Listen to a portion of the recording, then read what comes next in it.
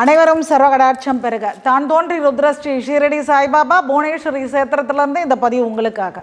நம்மளுடைய புவனேஸ்வரி சேத்திரத்தில் புவனேஸ்வரியினுடைய உற்சவ மூர்த்தி அந்த அம்பாலை ஐமுன்னில் நம்ம ரெடி பண்ணியிருக்கோம். அது மட்டும் இல்லாமல் அவளுக்கு முன்னின்று நடத்தக்கூடிய படைத்தளபதி மந்திரி, அதாவது படைத்தளபதினும் போது வாராகி, மந்திரினின்னு சொல்லக்கூடிய ஷியாமலா, அதாவது ராஜ ஷியாமலான்னு சொல்லக்கூடிய மாதங்கி, இவங்க 3 பேரையும் ஐமுன்னில் நம்ம செய்து ஜலவாசம், தானியவாசம், சொர்ணவாசம் இதில் வைத்து அதுக்கப்புறமா முறை பிரகாரம் நம்ம பிரணவானந்தர் நம்ம குருவாகப்பட்ட அவரை அதுக்கு கண் திறந்து பிராண பிரதிஷ்டை செய்து ஆலயத்தில் நித்தியப்படி பூஜையில் அந்த உற்சவ மூர்த்திகளை வைத்திருக்கிறோம். இதனுடைய குறிக்கோள் என்னன்னா, உங்கள் அனைவருடைய இல்லத்திற்கும் இந்த அம்பாள் எழுந்தருளி உங்களுடைய கஷ்டங்களையும் கவலைகளையும் எப்படிப்பட்ட துன்ப துயரங்களையும் போக்க வேண்டி நாங்கள் அதற்கு உண்டான ஏற்பாடுகள் செய்திருக்கிறோம். விருப்பம் உள்ள நீங்கள், ஏன்னா நீங்கள் விருப்பப்பட்டாலும் அவள் விருப்பப்படணும்னு காரணம் என்னன்னா, அவள் விரும்பிட்டாதான் உங்கள் இல்லத்துக்கு வர முடியும். அப்படி ஒரு பாக்கியம் பெற்ற யாராக இருந்தாலும் நீங்கள் இங்கே கொடுக்கக்கூடிய அலைபேசி எண்ணை தொடர்பு கொண்டு அந்த அம்பாள் வருவதற்கு உங்கள் ஆலயத்திற்கு முன்பதிவு செய்துக்காங்க. ஏன்னா ஏற்கனவே நிறைய பதிவுகள் ஆகிட்டே இருக்குது, பூஜைகள் போயிட்டே இருக்குது. அதனால் முன்பதிவு செய்துக்காங்க. செய்துக்கிட்டீங்கன்னும் போது உங்கள் இடத்திற்கு இந்த 3 அம்பாளையும் அழைத்து கொண்டு நானே வருகிறேன். காரணம் எதனால் அப்படின்னா, குரு முடிந்த அளவுக்கு குரு வரவார். அப்படி இல்லைன்ற பட்சத்தில் ஒவ்வொரு இல்லத்திற்கும் அம்பாலோட நான் வந்து பல அற்புதமான முறையில் உங்களுடைய குறைகளை சங்கல்பமாக வைத்து அம்பாளிடத்தில் உங்களுக்கு அத்தனை பிரச்சனைகளும் தீர வேண்டி சங்கல்பம் செய்து அம்பாளுக்கு உரிய அபூர்வமான ஒரு பூஜை முறைகள்லாம் செய்து, அது மட்டும் இல்லாமல் நவாவரண போற்றிகளை செய்து பூஜைகளை செய்து உங்களுக்கு அருட்பிரசாதங்களை வழங்கி உங்கள் இல்லத்தில் அம்பாளை நிரந்தரமாக தங்க வைத்து உங்கள் இல்லத்தில் செல்வ செழிப்போடு வாழ வழிவகை செய்கிறோம். விருப்பம் உள்ளவர்கள்ன்றதை விட அனுகூலம் பெற்றவர்கள், அனுகிரகம் பெற்றவர்கள் தொடர்பு கொள்ளலாம். உங்கள் இல்லத்தில் நானும் அந்த 3 அம்பாலும் உங்கள் வாழ்க்கையை வளப்படுத்த வருகிறோம்.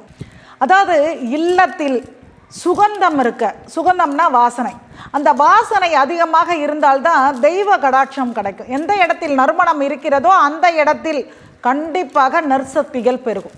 இதை எப்படி இல்லத்துக்கு கொண்டு வர்றது? முதலாவதாக இல்லத்தை சுத்தம் செய்வது. இல்லத்தை சுத்தம் செய்கிறோம் அப்படின்னா பெனாயில், டெட்டாயில் இதையெல்லாம் போட்டு சுத்தம் பண்ணுறேன், இது கிருமிகள்லாம் விலகும், அது அப்பாற்பட்ட விஷயம். ஆனால் அதை தெய்வீகமாக கொண்டு செல்வது எப்படி? ஒரு கை நிறைய கல்லுப்பு எடுங்க, ஒரு பக்கெட்டில் போடுங்க, அதில் கொஞ்சம் கஸ்தூரி மஞ்சத்தூளை போடுங்க, பச்சை கற்பூரத்தை பொடிச்சு அதில் போடுங்க, ஜவ்வாதை போடுங்க. இல்லத்தை முழுக்க தொடச்சி அதனுடைய ஜலத்தை வாசலில் கொட்டிடுங்க. முதல் வேலை. குறிப்பாக செவ்வாய் வெள்ளி செய்யக்கூடாது. மற்ற நாட்களில் கண்டிப்பாக வீடை துடைக்கலாம், பிரச்சனை கிடையாது. அதுக்கப்புறமாக நம்ம இல்லத்தில் அப்படின்னும் போது கண்டிப்பாக சாம்பிராணி, அது ரொம்ப முக்கியங்க. அந்த சாம்பிராணி எதில் போடணும் அப்படின்னா அகில், முகில், தேவதாரு. இந்த அகில், முகில், தேவதாரை எப்படின்னா அதை எரிக்கக்கூடாது. எப்படி சாம்பிராணியை போடுறோமோ அதே மாதிரி நீங்கள் இப்போ சரட்டன்னக்கூடிய கொட்டாங்குச்சியில் அந்த நெருப்பை கொண்டு வரீங்க, இல்லை நிலக்கரியில் நெருப்பை கொண்டு வரீங்க, கொண்டு வந்துட்டு சாம்பிராணி போடுவோம் இல்லையா, அதே மாதிரி அந்த நெருப்புக்கு மேலே இந்த அகில், முகில், தேவதார் இதை வைத்துட்டு அதுக்கு மேலே சாம்பிராணியை லேசாக போடணும். வீட்டினுடைய வெளியே இருந்து வாசக்காலுக்கு காட்டி, நில வாசப்படிக்கு காட்டி, அதுக்கப்புறம் ஒவ்வொரு மூலையும் விடாமல் அந்த சாம்பிராணியை காட்டிட்டு வரணும்.